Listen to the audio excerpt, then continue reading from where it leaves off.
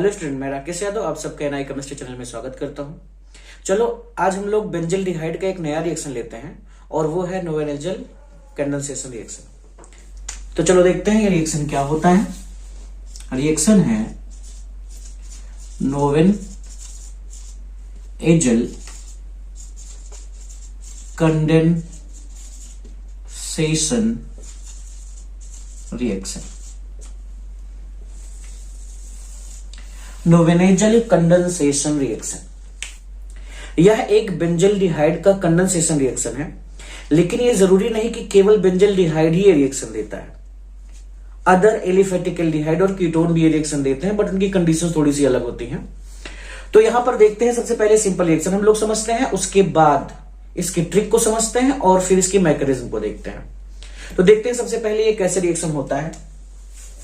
तो यहां पर हम लेते हैं बेंजल्डिहाइड का एक मॉलिक्यूल, जिसका हम रिएक्शन करवाते हैं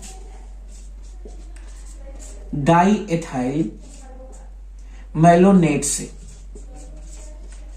डाई एथाइल मैलोनेट से, जो कि मैलोनिक एसिड का एक एस्टर होता है। ये आपका है बेंजल्डिहाइड, ये आपका है डाई एथाइल मैलोनेट। और ये रिएक्शन जो होता है ऑर्गेनिक बेस के प्रेजेंस में होता है। अब ऑर्गेनिक बेस यानी कि वीक बेस है। यहां पर जो हम बेस यूज करेंगे वो नाइट्रोजीनियस बेस को यूज करेंगे, जैसे पाइरिडीन है या अमोनिया का कोई एल्काइल डेरिवेटिव्स। अमोनिया का कोई एल्काइल डेरिवेटिव्स जैसे RNH2 लोन पे इलेक्ट्रॉन होता है, या डाई एल्काइल अमोनिया, या RRRN। इनमें से किसी का भी यूज एज अ कैटलिस्ट कर सकते हैं इस रिएक्शन के लिए। तो हम यहां पर पाइरिडीन का यूज कर रहे हैं as a catalyst for this reaction.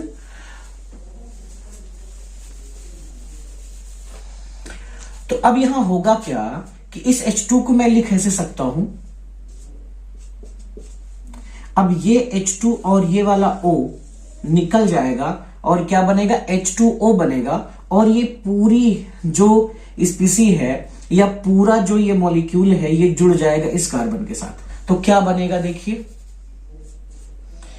यहां पर ये बेंजीन रिंग हो गई, यहां पर H डबल बॉन्ड।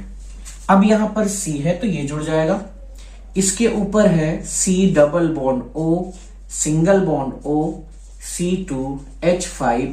अब यहां पर नीचे वाली स्ट्रक्चर जुड़ जाएगा OC2H5। अब उसके बाद क्या होगा, ये जो स्पीसी बनी हुई है इसका हम लोग करवा देते हैं 2 मॉलिक्यूल ऑफ वाटर से हाइड्रोलिसिस। और जब इसका हाइड्रोलिसिस करवाएंगे तो होगा क्या, जो ये वाटर का H है ये जाके इस O से जुड़ेगा, दूसरे वाले का इस O से जुड़ेगा, और OH जो है ये जुड़ जाएगा C2H5 और C2H5 से। तो क्या बनेगा, तो बनेगा आपका 2 मॉलिक्यूल ऑफ C2H5OH बाहर निकलेगा, और यहां पर H जुड़ जाएगा और यहां पर H जुड़ जाएगा, और ये वाला बॉन्ड यहां से टूट जाएगा। अब देखो क्या होगा, तो बना आपका यहां पर ये रिंग कॉपी हो जाएगी, यहां पर H हो गया डबल बॉन्ड C, यहां पर C डबल बॉन्ड O, यहां पर H, यहां पर C डबल बॉन्ड O, यहां पर H। ये कार्बोक्सिलिक ग्रुप बन गया है। ये भी आप देखिए COH होता है जो कि एक कार्बोक्सिलिक ग्रुप होता है, और ये भी COH है जो कि एक कार्बोक्सिलिक ग्रुप है। लेकिन यहां पर एक बात देखिए कि जिस तरह से एक कार्बन से 2 हाइड्रोक्सिल ग्रुप स्टेबल नहीं होते, उसी तरीके से एक कार्बन से 2 कार्बोक्सिलिक ग्रुप भी स्टेबल नहीं होते। इसके लिए फिर क्या करना होगा, इसके लिए आप ऐसा करिए कि यहां पर इसे हीट कर दीजिए, और जब इसे हम हीट करेंगे तो यहां से कार्बन डाइऑक्साइड का मॉलिक्यूल जो है वो बाहर निकल जाएगा, और बचेगा क्या, बचेगी आपकी ये बेंजीन रिंग है, इससे जुड़ा हुआ कार्बन, और यहां पर H है डबल बॉन्ड, ये वाला H यहां पर आ गया है, CH हो जाएगा, फिर C double bond O OH। ये जो कंपाउंड है इसका नाम है सिनेमिक एसिड। जैसा कि आपका एल्डोल कंडेंसेशन में बनता था, एल्डोल कंडेंसेशन में ये सिनेमिक एल्डिहाइड बनता था, जो कि alpha beta unsaturated organic compound हुआ करता था। क्योंकि आप देखिए ये आपका मेन फंक्शनल ग्रुप हो गया, इसके बगल वाले कार्बन को अल्फा कार्बन कहते हैं, उसके बगल वाले कार्बन को बीटा कार्बन कहते हैं, और ये अल्फा बीटा कार्बन में डबल बॉन्ड लगा हुआ है, इसका मतलब कि ये organic compound alpha beta unsaturated organic compound होता है। तो ये रिएक्शन जो था नोवेनेजल रिएक्शन है, जिसमें आप देख रहे हैं कंडेंसेशन हुआ है, इसलिए इसे क्या कहते हैं, नोवेनेजल कंडेंसेशन रिएक्शंस कहते हैं। अब उसके बाद यहां पर एक बार फिर से रिवाइज हम लोग कर लेते हैं। यहां पर ये मैंने कहा कि ये एक बेंजिल्डिहाइड का प्रॉपर रिएक्शन है, लेकिन एलिफेटिक एल्डिहाइड या कीटोन भी इस रिएक्शन को देते हैं।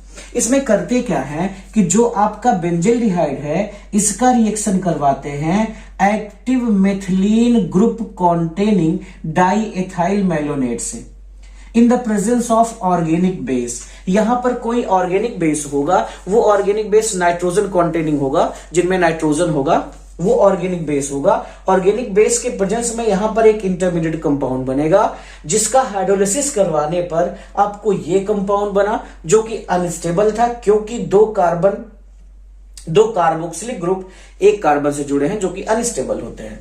अब इसे हीट करने पर कार्बन डाइऑक्साइड बाहर निकल जाती है, और उसके बाद आपका ये कंपाउंड बन जाता है, जिसे सिनेमिक एसिड कहते हैं। तो चलिए अब इस रिएक्शन की मैकेनिज्म को समझ लेते हैं, और इसमें सबसे पहले जो यूज करना है वो आपका है active methylene group containing organic compound को।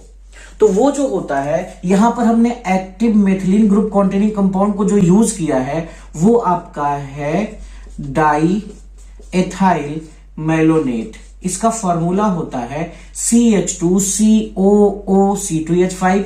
यहां से एक और वैलेंसी जुड़ेगी COOC2H5। अब यहां पर देखिए आप, ये वाला जो ग्रुप होता है, ये ग्रुप इलेक्ट्रॉन अट्रैक्ट करने वाला होता है, ये भी इलेक्ट्रॉन अट्रैक्ट करने वाला ग्रुप होता है। तो यहां पर कार्बन और हाइड्रोजन के बीच में जो बॉन्ड है, इस बॉन्ड को वीक कर देता है इलेक्ट्रॉन अट्रैक्ट करने वाला ग्रुप। अब ऐसा कैसे होता है जरा समझते हैं। यहां पर अगर देखें कार्बन और हाइड्रोजन की इलेक्ट्रोनेगेटिविटी चेक करें, तो कार्बन की इलेक्ट्रोनेगेटिविटी थोड़ी सी ज्यादा होती है हाइड्रोजन से। तो कार्बन पे जो चार्ज आएगा वो आएगा पार्शियल नेगेटिव का, और हाइड्रोजन पे चार्ज आएगा पार्शियल पॉजिटिव का। अब होगा क्या कि इस कार्बन से अगर कोई इलेक्ट्रॉन अट्रैक्ट करने वाला ग्रुप जुड़ा होगा, तो वो इस कार्बन पे नेगेटिव चार्ज को कम कर देगा, और जब नेगेटिव चार्ज को कम करेगा, क्योंकि यहां की इलेक्ट्रॉन डेंसिटी शिफ्ट हो रही है इस ग्रुप की तरफ, तो यहां पर इलेक्ट्रॉन डेंसिटी घटेगी, और इलेक्ट्रॉन डेंसिटी घटने की वजह से कार्बन और हाइड्रोजन के बीच का जो बॉन्ड है वो वीक हो जाएगा, और आसानी से इस हाइड्रोजन को निकाला जा सकता है। इसका मतलब ये हुआ कि इस कार्बन से जुड़ा हुआ ये ग्रुप इस हाइड्रोजन के एसिडिक नेचर को बढ़ा रहा है। और ये कार्बन है क्या, ये देखिए ये आपका फंक्शनल ग्रुप है, तो इसके बगल वाले कार्बन को अल्फा बोलते हैं, और उससे जुड़ा हाइड्रोजन अल्फा हाइड्रोजन होता है, और आप जानते हो अल्फा हाइड्रोजन एसिडिक नेचर का होता है। तो यहां पर जो ये ग्रुप है, ये ग्रुप इलेक्ट्रॉन अट्रैक्ट करने वाला ग्रुप होता है, जो कि इस अल्फा हाइड्रोजन के एसिडिक नेचर को बढ़ा रहा है। अब क्या होगा, इस रिएक्शन में हमें सबसे पहले न्यूक्लियोफाइल को बनाना है। तो न्यूक्लियोफाइल जो हम बनाएंगे, हम इसी मॉलिक्यूल से बनाएंगे। अब देखते हैं वो बनेगा कैसे। हमने कहा था इस रिएक्शन में आप नाइट्रोजन कॉन्टेनिंग कोई भी ऑर्गेनिक बेस ले लेंगे, जो एज अ कैटलिस्ट वर्क करेगा। तो यहां पर हमने जो कहा था यूज करने के लिए, वो हम पायरिडीन यूज कर रहे हैं। तो पायरिडीन का फॉर्मूला हम लोग लिख लेते हैं। पायरिडीन का फॉर्मूला जो आपका होता है, यहां पर N हो गया, double bond double bond double bond, और यहां पर नाइट्रोजन के पास लोन पेयर इलेक्ट्रॉन होता है। अब आप देखिए नाइट्रोजन जो है एक इलेक्ट्रॉन रिच सेंटर है। अब यहां पर क्या होगा, यहां पर पॉजिटिव चार्ज बढ़ गया है। क्यों? क्योंकि अल्फा कार्बन पर नेगेटिव चार्ज कम है। क्यों कम है? क्योंकि इलेक्ट्रॉन अट्रैक्ट करने वाला ग्रुप यहां जुड़ा हुआ है। तो अब यहां इस पॉजिटिव पर जो नाइट्रोजन होगा अपना लोन पेयर इलेक्ट्रॉन देगा, जिससे यह हाइड्रोजन के साथ एक नया बॉन्ड बनाएगा और कार्बन हाइड्रोजन बीच का बॉन्ड जो होगा वो टूट जाएगा।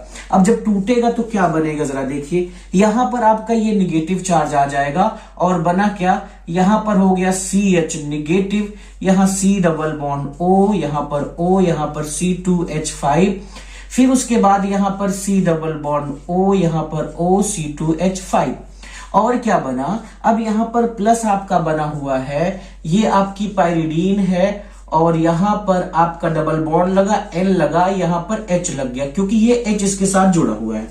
अब नाइट्रोजन पे चार्ज कैसा आ गया, पॉजिटिव चार्ज आ गया है क्योंकि नाइट्रोजन ने लोन पेयर इलेक्ट्रॉन हाइड्रोजन को दिया था। अब तुम्हारा यहां पर न्यूक्लियोफाइल बन चुका है, यही न्यूक्लियोफाइल है और अब ये अटैक करेगा बेंजिल्डिहाइड के कार्बोनाइल कार्बन पर। तो देखते हैं कैसे होगा। अब यहां पर क्या करते हैं कि हम लिख लेते हैं बेंजिल्डिहाइड को। अब यहां देखिए ये कार्बन है आपका, यहां पर ये प्लस है, सॉरी यहां पर ये आपका हाइड्रोजन है। अब इस कार्बन और ऑक्सीजन में देखें तो ऑक्सीजन की इलेक्ट्रोनेगेटिविटी ज्यादा है, इसलिए इस पे निगेटिव चार्ज आ जाएगा और कार्बन की इलेक्ट्रोनेगेटिविटी कम है, इसलिए इस पे पॉजिटिव चार्ज आ जाएगा। अब उसके बाद जो न्यूक्लियोफाइल बना है, ये न्यूक्लियोफाइल इस पॉजिटिव कार्बन पर अटैक करेगा। हम इसे यहां पर फिर से कॉपी कर लेते हैं, तो यहां पर आपका हो जाएगा HC नेगेटिव और यहां पर आपका हो गया C डबल बॉन्ड O, यहां पर O C2H5, यहां पर C डबल बॉन्ड O, यहां पर C2H5। अब क्या होगा कि यहां पर ये जब इस पे अटैक करेगा तो नया बॉन्ड बनाएगा और पुराना बॉन्ड तोड़ेगा। तो यहां क्या हो जाएगा, ये स्पीसी इससे जुड़ जाएगी और यहां पर ऑक्सीजन पे निगेटिव चार्ज आ जाएगा। तो देखते हैं यहां पर क्या होने वाला है। अब देखिए यहां पर ये बेंजीन रिंग है, यहां पर ऑक्सीजन पे निगेटिव चार्ज आ गया, यहां पर CH तो रहेगा ही। अब उसके बाद ये वाला कार्बन इससे जुड़ गया तो यहां CH था। अब उसके बाद यहीं से जुड़ा हुआ है आपका C, यहां पर O C2H5, यहां पर भी आपका C double bond O C2H5 जुड़ गया है। अब यहां देखिए क्या होगा कि यहां पर जो पाइरिडीन ने अपना लोन पेयर इलेक्ट्रॉन देकर हाइड्रोजन के साथ बॉन्ड बनाया था, ये हाइड्रोजन यहां फिर से फ्री हो जाएगा और ये हाइड्रोजन मिल किसे जाएगा, ये हाइड्रोजन मिल जाएगा इस वाले ऑक्सीजन को और यहां पर क्या होगा, ये फिर से न्यूट्रलाइज्ड हो जाएगा क्योंकि मैंने बोला था ये एज अ कैटलिस्ट वर्क कर रहा है और फिर से फ्री हो गया रिएक्शन को आगे प्रोसीड करवाने के लिए। अब देखिए रिएक्शन क्या होगा, अब यहां पर क्या होगा कि ये पूरा H बन गया। अब देखिए यहां पर बनेगा आपका C, यहां पर ये हो गया O, COH हो जाएगा, यहां पर H रहेगा, CH रहेगा, C double bond O C2H5, यहां पर C double bond O C2H5, ये आपका बन गया।